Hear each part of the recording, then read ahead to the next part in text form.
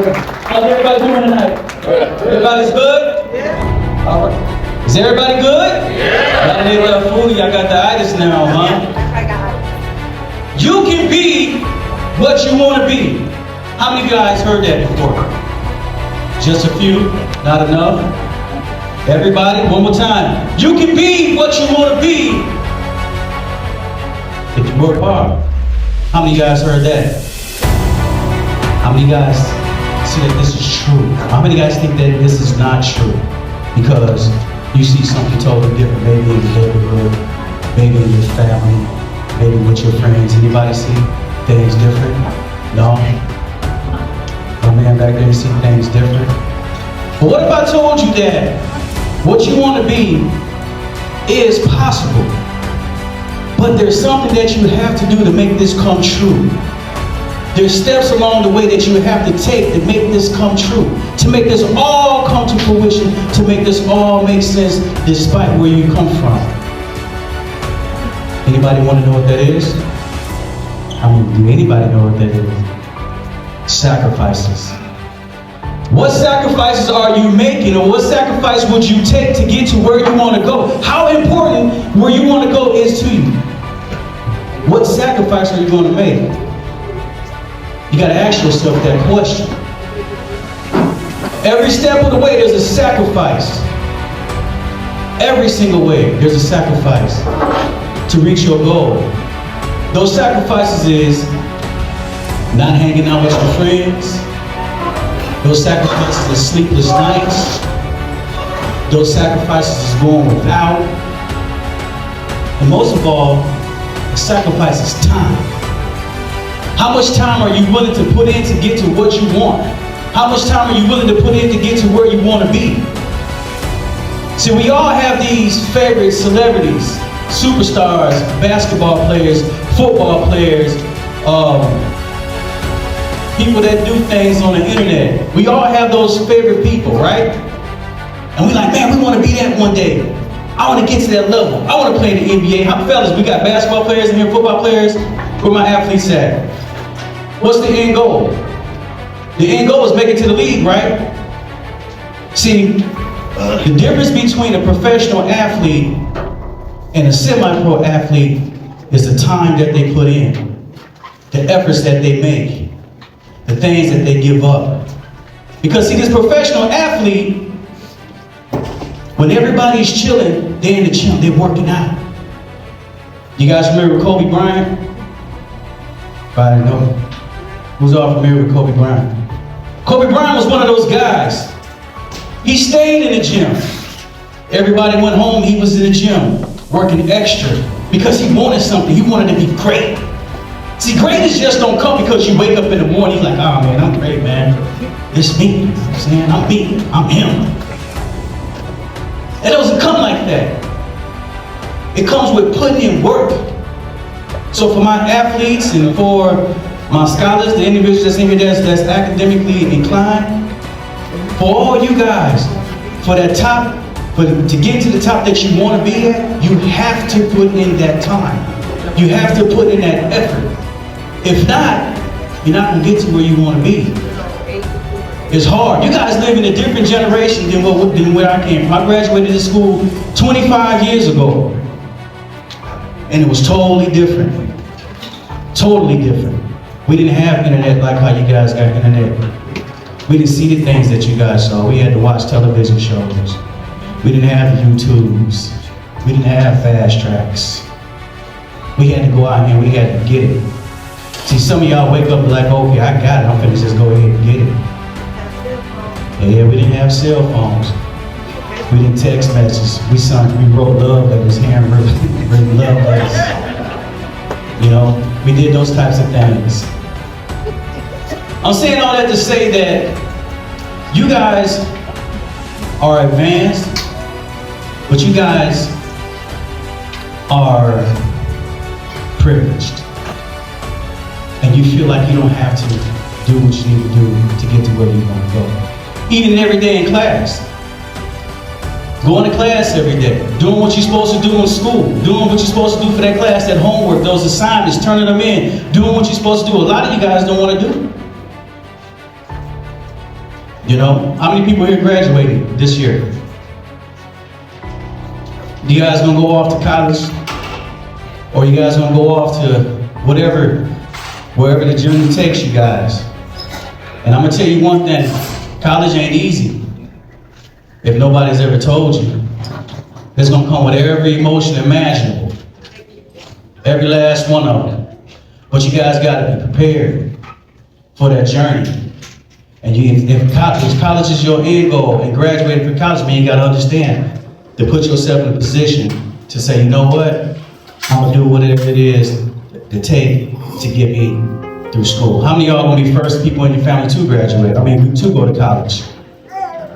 That's a big step. Don't be ashamed. I was the first one too. I was the first one. Quick story. 25 years ago, I was sitting in the same seat y'all was sitting in here at Elgin High School. I played football. My name is in that hallway. You know, I had dreams.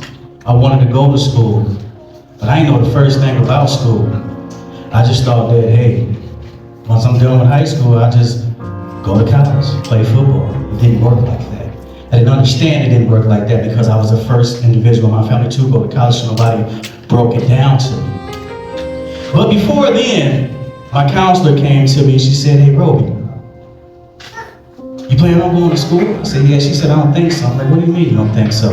She said, yeah, your grade point average isn't high enough. I'm like, what is a grade point average? How many of you guys know what a grade point average is? Matter of fact, how many of you guys don't know what a grade point average is? I'm the man back here. And that's cool. You're not supposed to know what a grade point average is right now. But my grade point average was very, very low. It was, I ain't gonna say it right now, but it was very low. And she told me, she said, Roby, I think you should go to ECC and be a mechanic. What? Pissed me off to the core. Because I got somebody trying to determine my future when that wasn't my future, that wasn't my dream. Again, my grade point average was low. So I'm like, okay, what do I gotta do? I gotta work my way to the top. And this was my junior year. So by the time I graduated from high school, I put in a couple of college applications, just putting them in, didn't know the first thing about college. And I had got accepted to this one school called Olivet Nazarene. Now, just so you guys know, I'm going to tell you, I graduated high school with a 1.8 grade point average. That's less than a 2.0. And that's why she was like, Roby, I think you should go to ECC. But I'm like, nah, I'm not gonna do what you think. Because I got my own dream. And so that first year at my school, I struggled a little bit. And I came back to Elgin High School, and I had a 2.0 GPA at a regular traditional college. And I went to that counselor, and I said, hey, guess what? She said, what? And I slammed my transcript down on her desk, and I walked out, and she seen that my grade point average went up. You know? So I'm saying all that to say, whatever your goal is, whatever your dreams are, you have to work. And I had to work. I worked a lot to get it. I didn't stop. Because from there, I transferred out and went to NIU where all hell broke loose for myself. she was there with me at NIU. Yeah, it was a party school. I knew how to party, you know, like no other. I tried to walk onto the football team because, again, I said I was him. I transferred one school to the next. It wasn't like how it is now. And lo and behold, this guy named Mike Turney, he just snapped off and there was no looking back. So what do I do next? Now I gotta find my way. I struggled in college, but my end goal was to finish. I got academically dismissed. I had to go to ECC and get my grade point average back up. I did that. Came back to NIU because I said, I'm not gonna stop. I can't stop. I won't stop. I couldn't hang out starting on Thursday and go to Sunday, you know. I had to be studying Thursday, Friday, Saturday, and Sunday because I just wasn't academically inclined like everybody else. I'm just gonna be honest. Got to my senior year of school. Guess what happens? I get academically dismissed for the second time. My God. I had 120 credit hours, need 122 to graduate. Man, what am I going to do? But I was still determined. I was still determined to complete school. And after talking to my moms, I said, hey, listen, I feel embarrassed. I feel like the world is going to laugh at me because here I am, a young black boy from Ann Street, Elgin. Anybody know where Ann Street is? Raise your hands. Anybody know the history about Ann Street? Anybody know the history about Hickory Street? The east side of Elgin. For y'all who don't know, that's where all the black people was first able to live at. It was not a lot of good coming up out of that area. But I said, I'm going to make it. I got to. I left all my homies behind. I could have veered off with them. I could have veered off with them and sold drugs and gangbang. Because that was there.